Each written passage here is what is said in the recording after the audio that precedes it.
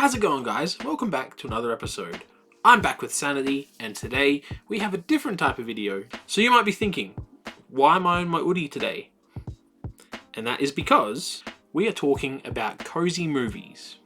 It's currently winter here in Australia, it's cold out, it's wet, it's raining, and honestly, all you want to do, I know I do, is just sit down and watch some movies that you love. Just a real quick disclaimer. This is my list. It's not the right list. It's not the list. It's just my list. There are plenty of movies, and I had a hard time narrowing this down to just 5. So, there's heaps of movies out there.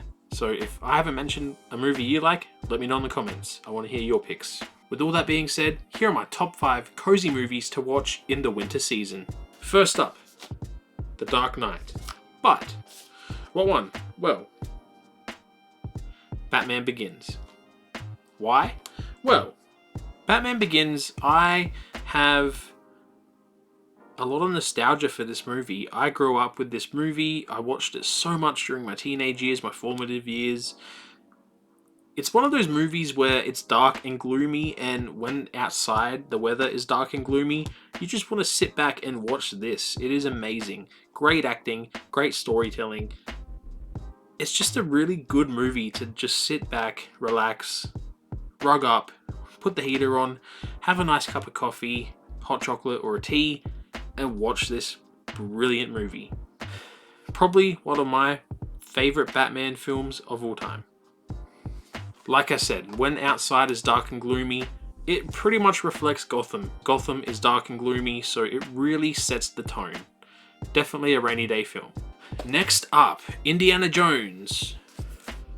Pretty much you could watch any of these, but in particular for me, Indiana Jones and The Last Crusade. Why? Well, I love Harrison Ford as an actor. He absolutely smashes it. I love watching adventure movies, and if you're stuck inside and it's cold and rainy and you're rugging up, live vicariously through Indiana Jones. Go on adventures with Indiana Jones. So, why The Last Crusade? It's one of the sequels, in my opinion, that actually lives up to the first movie. And, I'm going to say it, I prefer this over the first. Also, I love the chemistry between Sean Connery and Harrison Ford. And when we're talking older films like this, we also, they were made with a certain style of class, and I really appreciate that, especially nowadays. Now, next up, I couldn't choose between the two, so this is a 2-for-1 deal. The first 2 Shrek films. For me, when it's raining outside, and again, this is nostalgia as well, these 2 movies. Pretty much, I like getting whisked away on this great story, this fantasy story, this fantastical story that has so many different creatures and different elements to the story. Shrek has lots of jokes for kids and adults alike. It's got a great score, the music in it is great. It's just a feel-good movie. And of course, like I said, nostalgia. So next up, this is another 2-for-1 deal because I could not decide. And again, as a theme, I guess, recurring throughout this video, Star Wars Episode 2 and Episode 3. So, why couldn't I choose? Well, for one, I grew up with both of them, and I'm a huge Star Wars fan, as you can tell by the hoodie I'm wearing. You could probably watch any Star Wars movie. I love all Star Wars, but for me, because I grew up with these 2 especially, I remember winters back in my childhood of just laying in front of the heater and watching these on TV and just remembering how beautiful the lightsabers looked.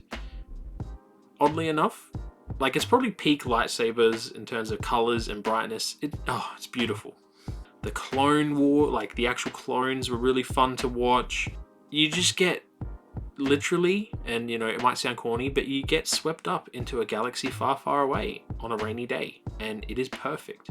Last but certainly not least, Harry Potter. And this is the best Harry Potter in my opinion. Prisoner of Azkaban. The best Harry Potter ever. Other than nostalgia, as I said with the other movies, it's, this fantastical world with so many creatures, and it really,